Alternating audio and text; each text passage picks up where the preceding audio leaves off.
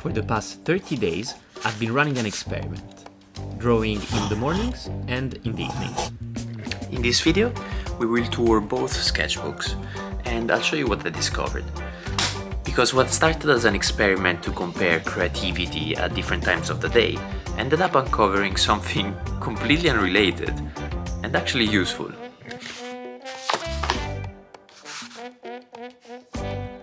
Okay, in the first page I list the intentions for the sketchbook. It's important because it brings purpose to your practice. For instance, for my 7 a.m. sketchbook, I wanted to draw early before work. I wanted to convey scale with oversized animals or downsized people. And in my 7 p.m. sketchbook, I wanted to draw after finishing work. I also wanted to explore scale, but this time with big people and small animals.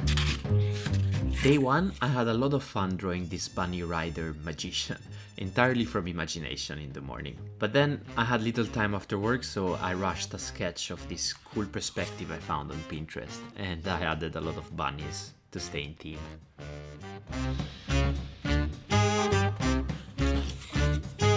Moving on to day 2, I started the day inspired. I used the reference for this figure, and then I imagined the oversized chimp, and it was a challenge to make the perspective work, but I'm happy of how it turned out. But in the evening, I had forgotten what animal I had done in the morning, so I drew a random pigeon while I tried to remember what I learned from the anatomy video of Proco. On day 3, I wanted to study seahorses. There's like 50 different species and they've all evolved different ways to blend with the flora of the ocean reef. It's amazing. I learned some fun facts about seahorses, like they are actually fishes. They lay eggs, but it's the male that carries them in his belly until they hatch. Unpopular opinion. It's such a pity that men don't get pregnant. I think we really miss out.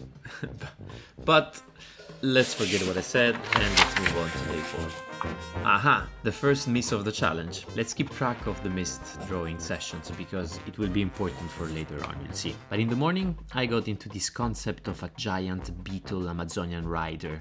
Insects have all these interlocking sections that are really hard to imagine. At least I don't find them intuitive at all, so it was really useful to spend some time studying them for this drawing. The next day, I missed the evening session again.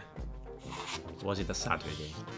But I had a super zen time, imagining myself reading in the woods, cuddled by this mega hamster. I had actually 3 hamsters when I was 8 years old, so hamsters hold a special place in my heart.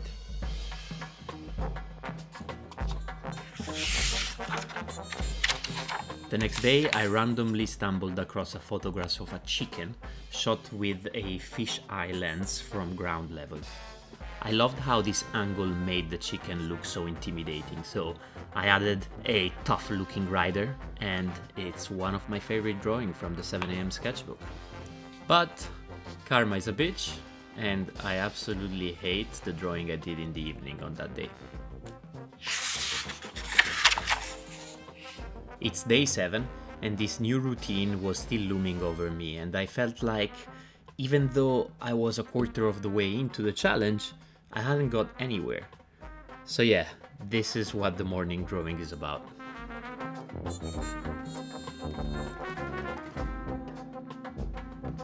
In contrast, you can see how much more positive I was in the evening. Even though there's so much wrong in her face and the overall mechanics of the pose, I still enjoyed doing it, and sometimes that's all that matters.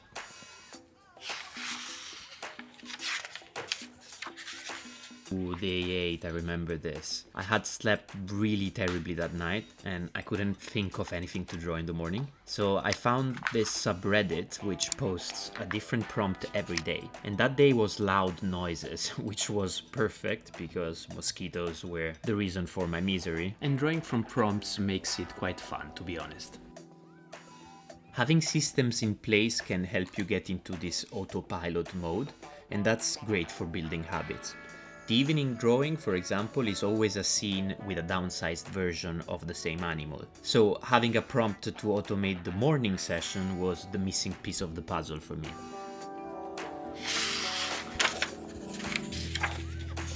Right, in the next day, I missed the evening session, And in the morning I used the wrong color for the sketchbook. And this is why it's important to set intentions, because here I had started with jellyfishes only. But because of this intention of wanting to depict scale, I added this silhouetted figure, which made the drawing better and the experience more enjoyable. I'm adding the prompts from the sKetchDaily subreddit because every day from now on I've always followed them. And I got creative with turning arches into the cast shadow of this cat stretching. And then in the evening I did a bit of a study of lots of cat poses from reference pictures. Friday has no prompts and I missed the evening session. But in the morning I was quite inspired to do something simple but a bit more meaningful with a little bit of story. I think that it's actually my favorite one in the whole challenge, even though you'll see later that I've done many way more complicated and more sophisticated drawings. Amore. Hey. So I knew this was your favorite drawing and I made a print for you. You made a print? Ma, che figo! And Che bello! And I also made 10 more for your YouTube friends. 10 more! Madonna, ma che bello! Madonna, tutto grande! You heard, yes? This is a high fidelity print of my favorite page from the 7 AM sketchbook.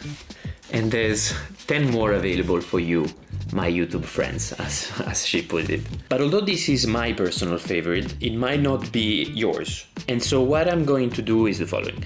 I'll open a Patreon account with a tier where you can tell me what your favorite page from my most recent sketchbook is every month, and I will make a high fidelity print like this one and send it to you. For the first 10 ever patrons of the channel, I will also send you this, my favorite print and the first print of the channel.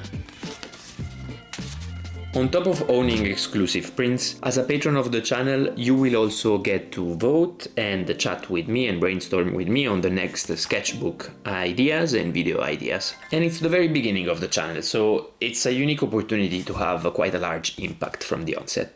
Alright, enough said. Let's get back to our sketchbook tour. I completely missed days 12 and 13, the whole weekend basically, and also the morning of Monday. So far that's 3 missed in the morning and 6 missed in the evening. So here we are in the evening session of the 14th day, where the prompt was microscopic. So I sketched a tardigrade, which is the most resilient animal we know of. It can survive in extreme high and low temperatures, and even in the vacuum of space. Basically an alien.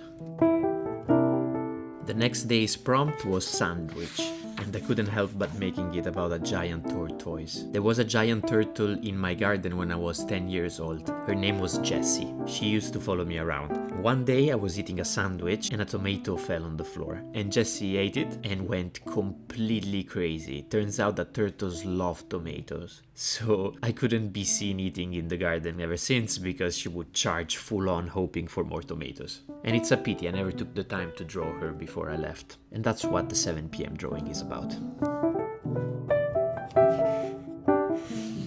There are some traditional disguises of mythological creatures that are really cool, especially in the Oriental cultures, like this dog dragon thingy. And in the evening, I tried to have some fun with a bit more color to bring a little bit of magic into this fantasy scene.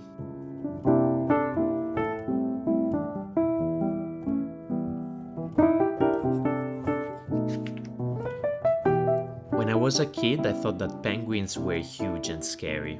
But this year, I actually got to swim with some African penguins. And, well, they were small and super cute. But they really stink and nobody tells you that, so it's a bit of a surprise. I was hoping to see babies, but we didn't see any. So in the evening session, I tried to imagine a figure petting a baby penguin. And I messed up. It's way out of proportion. There's like this huge leg that makes no sense. But it's important not to shy away from your worst work. It's normal to be tempted to cover it up or throw it away. But you're doing yourself a disservice, really, because it's a missed opportunity to learn and improve. So I kept it in. Today was Friday and I missed the evening session, but I like how this lemur rider came out. Together they feel like they could be part of an enchanted world that could have a whole sketchbook dedicated to it. And This time around, it's the morning sessions that I ended up skipping during the weekend. But I had fun exploring something new during the evening session, always thanks to the daily prompt, which turned out to be really useful to keep consistency. Sunday's prompt was the circle of life. I didn't want to be cliché with the Lion King, so instead I studied the life cycle of frogs, from eggs to tadpoles and froglets, all the way to adult frog. It'd be so cool to have metamorphosis in humans. Imagine. Speaking of metamorphosis, here's a Pokemon, Generation 1, of course. And here's a question for you. If Gloom's drool could grant you powers, what powers would they be? And for the evening drawing, I went for a small oddish, being captured by this figure with this cool perspective of this hand coming towards you. Oh, and the next one, I first drew it without lines. And then I asked on Reddit if it was better with or without lines, and hundreds of people commented.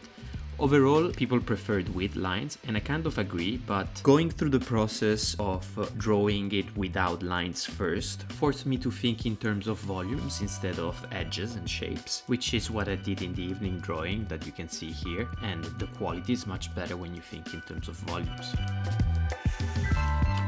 Embroidery was a challenging prompt. I started by just practicing gesture drawing. Then I tried to tie it back to the prompt by adding an old lady knitting. But the old lady ended up looking all deformed, so the whole thing turned into a goblin knitting a scarf from the hair of an elf. Super random, but in the evening I kept it a little bit more simple, and this is a silkworm moth.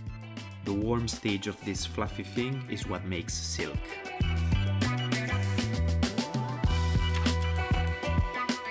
This was a good day. I shared the morning drawing on Reddit, and someone mentioned that the keel of the boat, wait, I'll show you, looks like a shark fin sticking inside the water.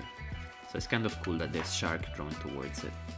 And during the day, scrolling Pinterest, I found this picture of a tattoo with this effect of the cast shadow on the ocean floor. And I thought it was really a beautiful composition for the hammer sharks.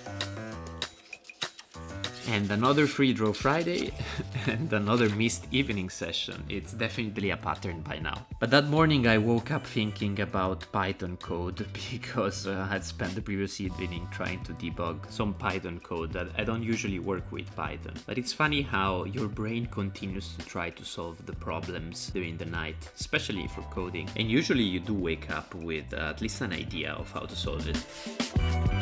Next is day 26, and it was quite clear by now that I was way more consistent during the mornings. So I recorded myself while filling this page about my Karate Sensei, who was a big proponent of morning practice in order to become a master. I'll link the video in the description box below.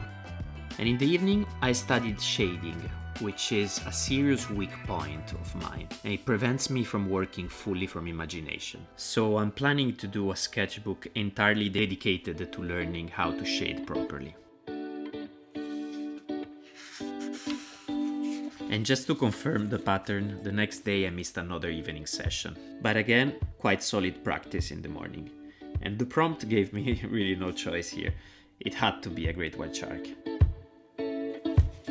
I realized that I really enjoy adding story to my drawings as I am doing them. Like in this one, I was just studying a macro photograph of a bee, and as I sketched the honeycomb, it came to me that it would make a terrifying jail for a tiny person. Moving to the evening drawing, we had a family friend that had bees, and whenever they would wear that bee suit, I would be more afraid of them than of the actual bees. Keeping it in theme with honey, the next day is about bears. Fun fact, did you know that Winnie the Pooh is illegal in China? I had little time in the evening session, but even though the sketch is full of errors, I enjoyed it because I felt the progress in being able to imagine more complex poses without looking at any reference of any sort. I've always found it very weird that one of the most famous video game characters of all time is an Italian plumber living in New York and made in Japan. Mamma mia, that's so random. Alright, day 31. What animal would you pick to go with the heavy metal prompt? I'm kind of happy with my satanic goat. And in the evening, I bought a brush pen under the recommendation of a Redditor. And it's my first time ever using a brush pen here. The line thickness depends on the weight you put behind the stroke. And I've got the bad habit of pressing quite hard on paper, so it will take quite some time getting used to it. But it should have ended here, but since it was a Friday the next day, I decided to go for it and break the spell of the evening sessions. I always try to learn some trivia about the animals I draw. For example, some scorpions stay with their mom for 2 years, which is a lot considering that they live 3 to 5 years on average. And Scorpion is the favorite character of the creator of Mortal Kombat.